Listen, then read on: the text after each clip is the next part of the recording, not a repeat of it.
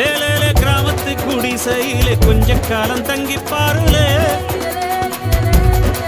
கூரையின் ஓட்டை வீரி செல்வடி நட்சத்திரம் எண்டி பாருலே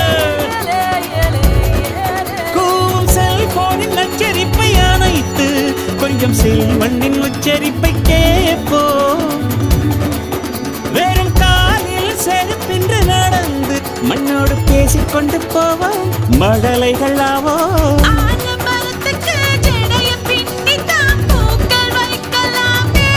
உரோரம் ஐயனாரிடம் கத்தி வாங்கித்தான் பென்சில் சீவலாமே